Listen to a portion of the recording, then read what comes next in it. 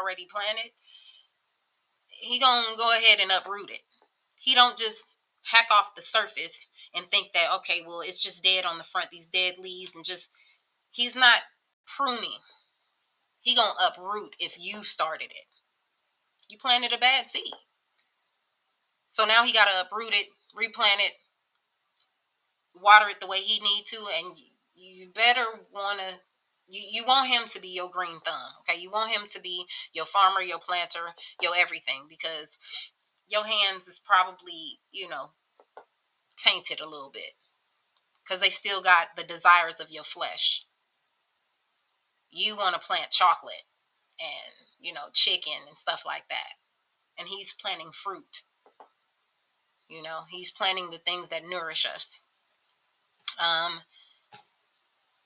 and one of the verses, he gives you the desires of your heart. And one of the things I learned in Bible study is he'll put some things on your heart that he wants you to desire. So he can go ahead and make it manifest. I mean, his will is going to be done. But there's some things that he knows that you want, and they'll come.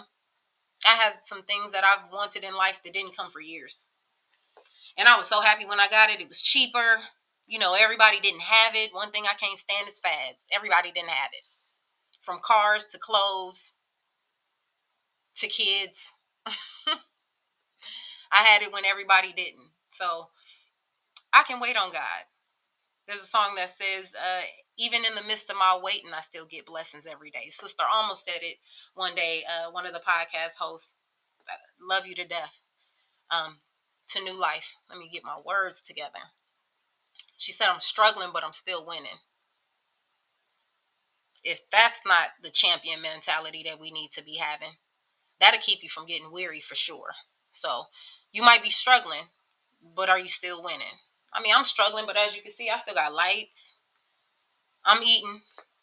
Heard my oven. It's got my chicken in it. I'm finding better ways to budget. We got some things going on in the world, but we doing good. We're doing good. Every day, you wake up and you able to do something. Something is not a day to complain. You know. Yeah, so that's pretty much the message I wanted to give to y'all, from God. That he put that on my heart today, and I had a testimony about opening closed doors and taking initiative in other people's lives and what it cost me. And I thought I was doing the right thing. And you got to know when to stop and give it to God. You got to know when to give it to God from the jump.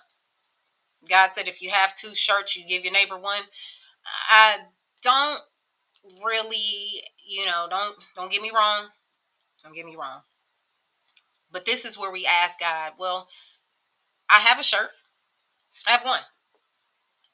And Lord, I'll give it off my back. You better ask him first. Because the word says if you have 2, give your neighbor one.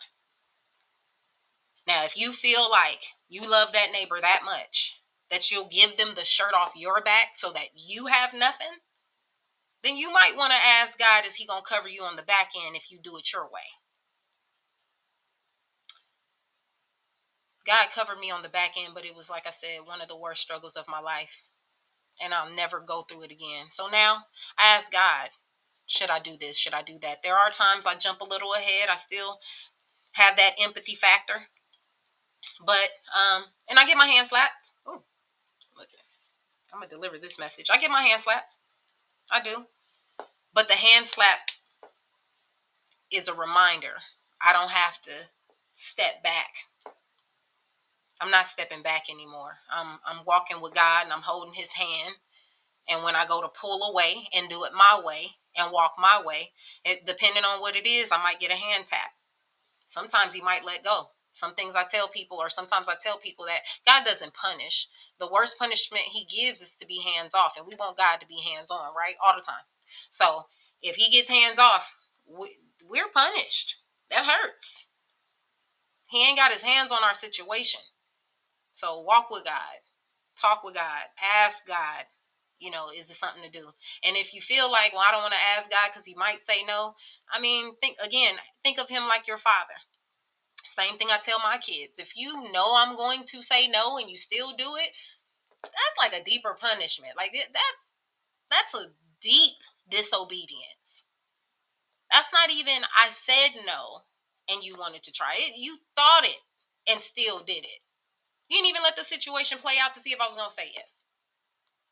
So, again, I just wanted to share with y'all tonight about that.